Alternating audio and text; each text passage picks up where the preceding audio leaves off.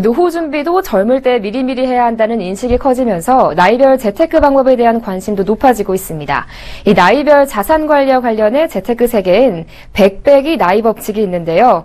이 100에서 나이를 뺀 만큼 주식과 펀드 등 수익성 상품에 투자하고 나이만큼은 예금 등 안전자산에 투자하라는 내용입니다.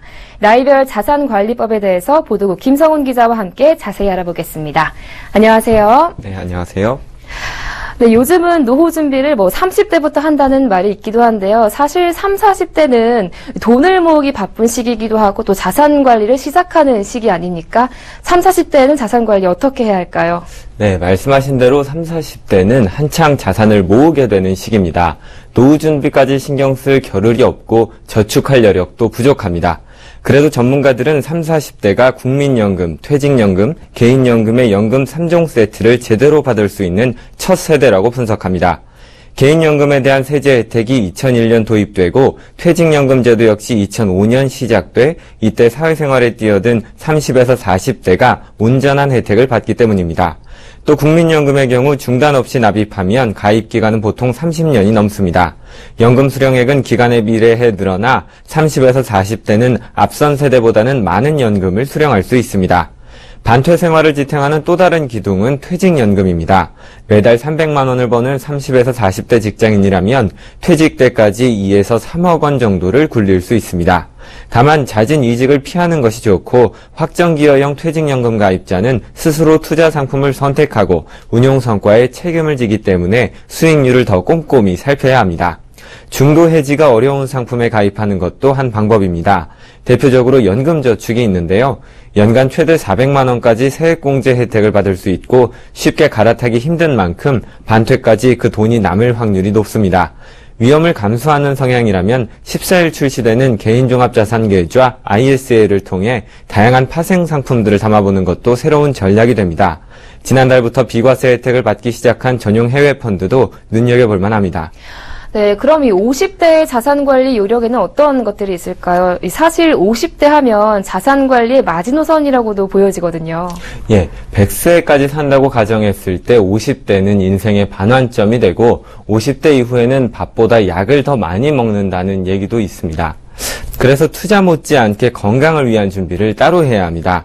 건강자산과 관련해 행복수명이라는 개념을 고려해야 하는데요.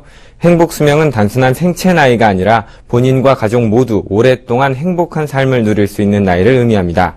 이 행복수명을 늘리기 위해서는 금융상품 중 건강과 가장 관련이 높은 보험 포트폴리오를 잘 짜야 합니다. 나이가 들수록 건강이 좋지 않거나 건강이 허락해도 보험료가 비싸서 실손의료보험에 가입하기 어렵습니다. 때문에 과거에 가입한 보험의 효력이 상실되지 않도록 꼼꼼히 보험료를 내야 합니다.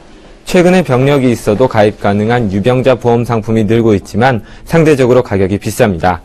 중대질병보장은 꼭 챙기는 것이 좋고 중복 가입한다고 보험금을 더 받는 것이 아니기 때문에 실손보험은 중복 가입을 피해야 합니다.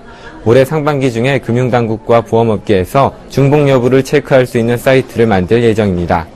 부동산 포트폴리오도 조정할 필요가 있습니다. 건강 악화로 갑자기 자금이 필요한 경우가 생길 수 있기 때문입니다. 전문가들은 집을 줄이거나 규모를 줄여서 차액만큼 현금 유동성을 확보해야 하고 부동산을 현금화할 경우에는 일단 유동화가 쉬운 CMA 같은 단기 상품으로 가야 한다고 조언하고 있습니다. 네, 30, 40대와 50대까지는 살펴봤고요. 이제 60대 이후에 자산관리 방법에 대해서 살펴볼 차례인데요. 사실 60대는 이미 노년기에 접어든 나이라고도 볼 수 있는데요. 어떻게 자산관리해야 합니까? 네, 60대에는 퇴직 때문에 30여 년간 안정적으로 받아오던 급여가 사라지게 됩니다. 결국 기존 자산에서 최저생활비를 마련해야 하는 것이 관건인데요. 우선 생활비를 짜낼 수 있는 곳이 퇴직급여인데 수령 방식을 잘 선택해야 합니다. 금감원에 따르면 2014년까지 퇴직급여 수령자의 96%가 일시금으로 받았지만 지난해부터 세법이 바뀌어서 퇴직급여를 연금 형태로 수령하는 것이 더 유리해졌습니다. 연금 형태로 받을 경우에 기존 퇴직소득세의 70%만 내면 되기 때문입니다. 가장 큰 위험은 대출금인데요. 당장 부채 상황에 필요하다면 퇴직급여의 일부금만 일시금으로 찾아야 합니다. 보험료 납입이 끝난 일부 종신보험을 은퇴자금으로 만들 수도 있습니다. 사망보험이 필요한 기간까지 보장받다가 이후 연금으로 전환해서 받는 장점이 있습니다. 최근 60대 이후에도 들 수 있는 일시납 상품도 나왔습니다. 씀씀이도 줄여야 하는데 자동차처럼 구입 뒤에 가치가 크게 떨어지는 물건들은 빌려 쓰는 것이 좋습니다. 70대 이후에는 장기 간병 계획도 구체적으로 세워야 합니다. 상속과 증여 준비도 필수인데 공제 방법 등 세금 계산법이 다 다르기 때문에 전문가의 도움을 받는 것이 좋습니다. 네, 반토의 시대에 점점 더 중요해지고 있는 나이별 재테크 요령에 대해서 보도국 김성훈 기자와 함께했습니다. 오늘 말씀 잘 들었습니다. 고맙습니다. 고맙습니다.